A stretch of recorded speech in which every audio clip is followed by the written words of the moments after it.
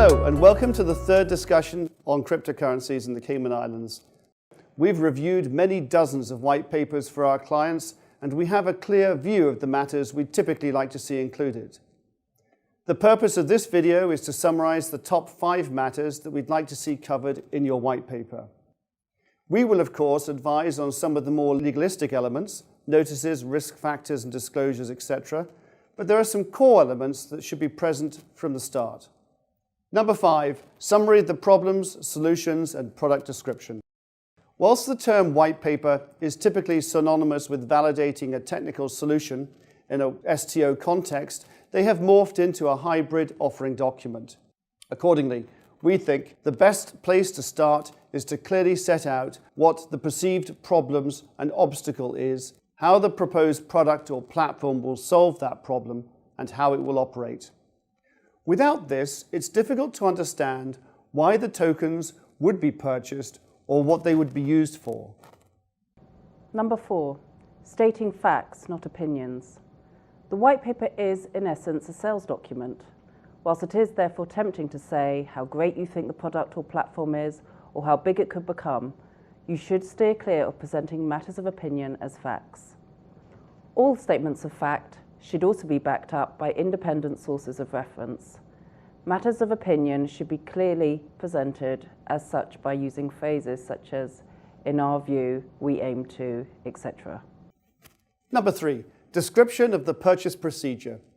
Having gone to the effort and trouble of explaining why the token should be purchased, we often find that the white paper lacks detail as to how the token purchase procedure operates and what steps prospective purchasers should take. In particular, a summary of any applicable whitelisting and AML or KYC procedures should be set out together with clear provisions on which prospective purchasers are excluded, for example, US persons. Number 2, describe how the funds raised will be used. We have seen many white papers where the only information provided as to the use of the funds raised is a pie chart with percentages ascribed to certain categories. For example, 40% to platform development, 5% to legal, etc. And yet almost no information is given as to how those percentages are determined, what happens to any surplus or deficit in a particular category, or how the use of such proceeds will be accounted for. Purchasers need to be clearly informed as to how the funds they contribute will be used. Number 1, explain how the token purchasers are protected. As a minimum, we would expect to see a white paper include the following provisions for the protection of token purchasers in a white paper. Firstly, a soft cap should be stated. This would be a minimum amount that needs to be raised in order for the project to be viable. If the soft cap is not reached in the STO, funds contributed should be returned to the purchasers who contributed them. There should also be a hard cap, a maximum amount of investment sought, and the limit to the number of tokens being generated. Secondly, tokens issued to the team, advisors, and other insiders should be subject to vesting or lock-up provisions so that they cannot and will not be immediately sold following a bump in value of the tokens. The whole team should maintain skin in the game in order to be credible to purchasers.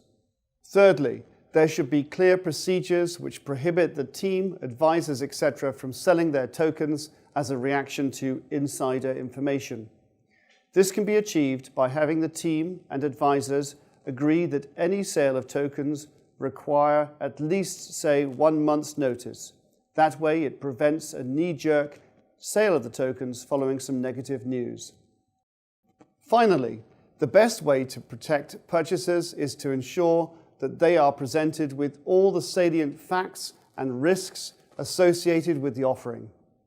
Making sure a prospective purchaser is well informed before they agree to acquire the tokens will likely ensure the best outcome for all parties concerned. I hope you've enjoyed this video, and if you'd like any further information in relation to any of the matters discussed, or generally in relation to the launch of your STO, please get in touch. Thank you for joining us.